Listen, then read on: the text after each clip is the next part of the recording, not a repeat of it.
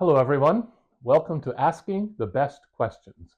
This will be a series of videos that I hope will help you improve your interviewing skills. Now it's journalism based, but I think it'll be of value to anyone who asks questions under pressure. That could be a podcaster, a blogger, an investigator, someone who is interviewing for human resources, you name it. So many of us actually conduct interviews during our everyday life, and often we're not quite sure of how to do it.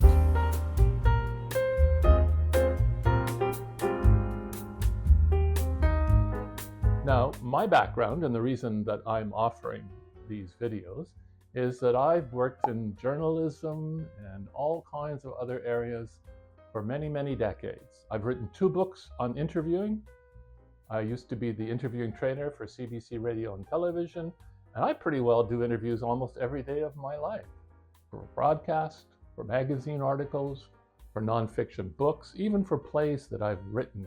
In doing the research, I have to talk to people. So today I'm going to share with you what I think is the single most important skill you need to learn and develop to be a good interviewer. But before I do that, I want to mention one thing that I think is really important. There isn't a manual that I can offer you on how to interview, despite the fact that I've written 2 books. They're full of tips and techniques, but you have to develop your own personal style. If you're an extrovert, you'll probably do this one way. If you're shy, another way. What's most important is that you come across as a genuine, real person.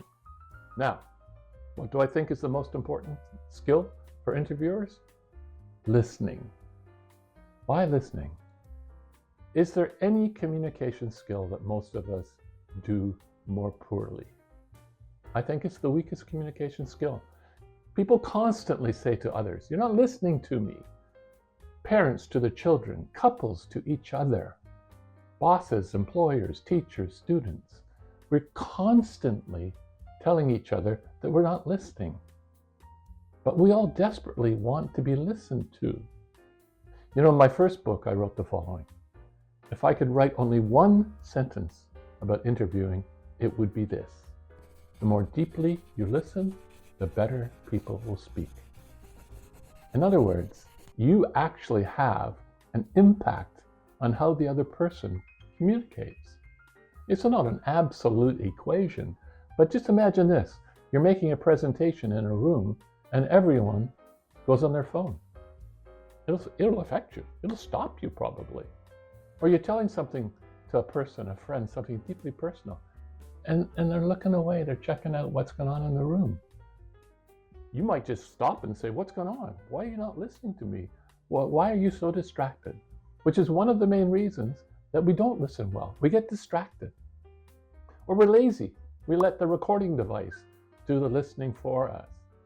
Perhaps we don't like what the person is saying or what the person is like. You just don't really connect with the person, so it annoys you and you turn off. Or one of the biggest problems is that you're waiting to speak. Because for so many of us, listening is waiting for a chance to speak.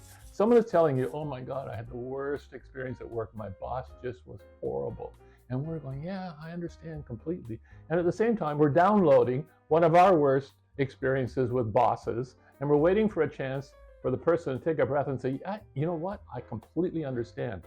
And I remember," and off we go because we want to talk. But that's not your job. That's not your role in the kind of interviewing I'm talking about. In this kind of interviewing, you're doing everything you can to make it possible for the person to speak as well as they do.